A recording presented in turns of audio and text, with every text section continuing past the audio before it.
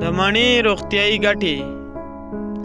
مڼه په خپل ترکیب کې ویټامین A، ویټامین B او ویټامین C لري.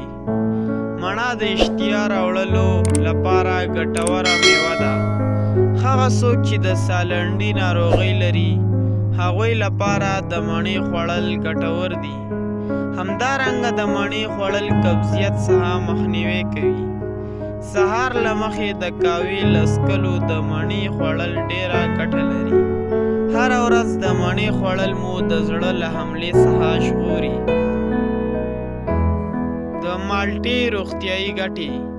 مالټه وینه صفا کوي، معده تقویه کوي او د وینې غوړ له منځه وړي. د امیدواره او شیدې ورکوونکو میرمنو لپاره مالټه خورا ګټوره ثابته شوې ده. مالټه مو هډوکي او غاښونه پیاوړي ساتي. مالټه په زیات مقدار ویټامین C لرلو ښه پیژندل شوې ده چې ویټامین C یو له خورا پیاوړي انټي اکسیډنټ څخه ده چې په بدن کې د وایرسونو او ناروغیو مخنیوی کوي.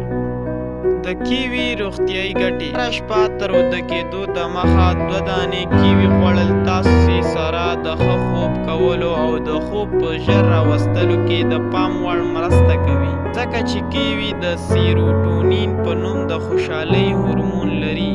د بادرنګو روغتیایي ګټې. د وینې فشار تنظیموي. د بادرنګو خوړل مو وینه پاکوي او تنده مو ختموي. د 90 ثانیو لپاره د بادرنګو یوه ټوټه په خوله کې نیول مو د خولې بدبوی ختموي. بادرنګ کې شته پایتوکیمیکل هغه میکروبونه له منځه وړي چې د خولې د بدبوی لامل ګرځي.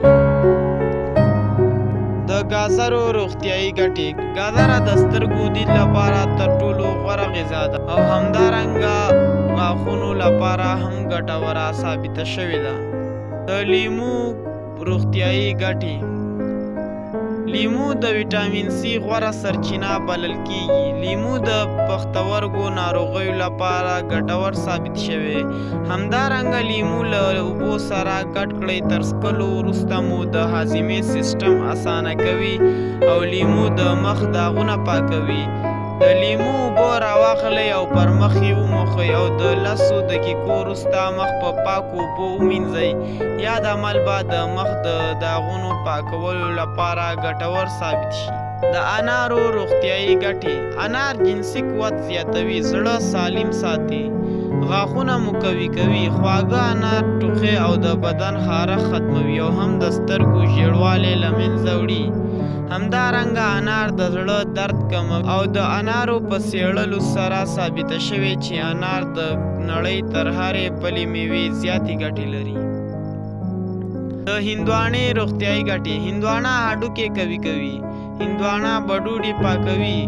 همدارنګه هندواڼه انرژي تولیدوي او بدن ته د کار ځواک ورکوي. هندواڼه د زړه د ناروغیو څخه ساتنه کوي.